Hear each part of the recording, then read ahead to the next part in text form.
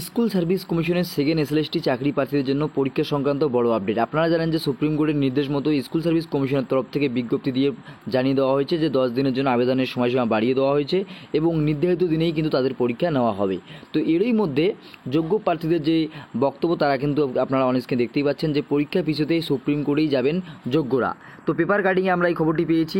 Supreme কোর্টের নির্দেশ মেনে স্কুল সার্ভিস কমিশন পরীক্ষায় বসার আবেদনের করার সময়সীমা 10 দিন বাড়িয়েছে। তবে আবেদনের দিন বাড়ালেও রাজ্য সরকার ও এসএসসি পরীক্ষার দিন পিছোতে নারাজ। এ নিয়ে যোগ্য চাকরিহারা শিক্ষকদের একাংশ ফের সুপ্রিম কোর্টের দ্বারস্থ হবেন বলে জানা গিয়েছে। সুপ্রিম কোর্টের বিচারপতি সঞ্জয় কুমার ও বিচারপতি সুধীর চন্দ্র শর্মা 21 আগস্ট এসএলপি শুনানিতে নতুন করে আবেদনের জন্য 10 দিন বাড়ানোর নির্দেশ দিয়েছিলেন।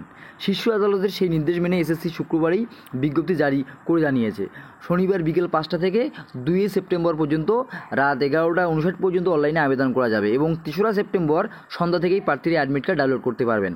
কিন্তু রাজ্য সরকার ও স্কুল সার্ভিস কমিশন 7 সেপ্টেম্বর এবং 14 সেপ্টেম্বর তারা শিক্ষক নিয়োগের পরীক্ষায় অনড়। পরীক্ষার দিন পিছুতে পাল্টা তৎপর 2016 সালের যোগ্য চাকরিহারা শিক্ষক শিক্ষিকারাও। তাদের বক্তব্য, পরীক্ষার দিন অপরিবর্তিত রাখলে তারা নতুন ফর্ম ফিল আপ করলেন তারা পড়বেন কখন?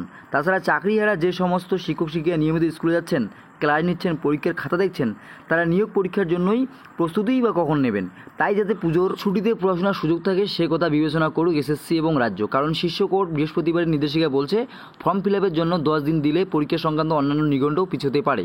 কিন্তু রাজ্যের মুখ্য সচিব মনোজ পন্ত শুক্রবার 13 জন জেলাশাসক ও পুলিশ সুপার এবং কমিশনারদের বৈঠকে 7 তারিখ এবং 14 তারিখ এসএসসি পরীক্ষার যে নিগণ্ড ধরে চূড়ান্ত প্রস্তুতি নিতে বলেছেন। পরীক্ষা কেন্দ্রের প্রস্তুতি, নিরাপত্তা, গণপরিবহন ও বর্ষার কথা মাথায় রেখে প্রয়োজনীয় সমস্ত প্রস্তুতি রাখতে বলা হয়েছে। সেই মতো এসএসসিও নির্দেশিকা প্রকাশ করেছে। যোগ্য চাকরিহারা শিক্ষকদের তরফে চিন্ময় মণ্ডল শনিবার জানিয়েছেন যে তারা ফের শীর্ষ আদালতে যাবেন। স্কুল শিক্ষা দপ্তরের এক কর্তা অবশ্য বলেন পরীক্ষা পিছুতে গেলে গোটা প্রক্রিয়ায় ধাক্কা খেতে পারে। তবে চিন্ময় বাবুদের বক্তব্য যে 2016 সালে শূন্যপদ যেমন ছিল এবারও তেমন রাখতে হবে। চাকরিহারা আর এক যোগ্য শিক্ষক মেহবুব মণ্ডল জানান যে নতুনদের সঙ্গে আনটেন্টেড অসম লড়াই ভিত্তিহীন ফ্রেশ সিলেকশনে আলাদা হতে হবে। ইতিমধ্যে আমরা আইনজীবীর মাধ্যমে রাজ্য সরকারের কাছে প্রস্তাব পাঠিয়েছি যে অর্ডিন্যান্সের মাধ্যমে যোগ্য শিক্ষক ও শিক্ষাকর্মীদের চাইলে সরকার রক্ষা করতে পারে। আদালত এ ব্যাপারে হস্তক্ষেপ করবে না, তারপরেও তা গ্রহণ করা হচ্ছে না। এ নিয়ে সুপ্রিম কোর্টে মডিফিকেশন অ্যাপ্লিকেশনও করা হবে। তো আপনারা বুঝতেই পেলেন তারা কিন্তু আবারও সুপ্রিম কোর্টের দ্বারস্থ হবেন যে পরীক্ষায় পিছিয়ে নেওয়ার জন্য, যাতে করে তারা প্রস্তুতির সময় পায়। তো স্কুল সার্ভিস কমিশনের তরফ থেকে কিন্তু পরিষ্কারভাবে জানিয়ে দিয়েছে তারা কিন্তু কোনোভাবেই তারা পরীক্ষায় পিছুতে নারাজ। তো কাজেই আশা করা যাচ্ছে সেই দিনই কিন্তু পরীক্ষা হওয়ার সম্ভাবনা উঠে আসছে।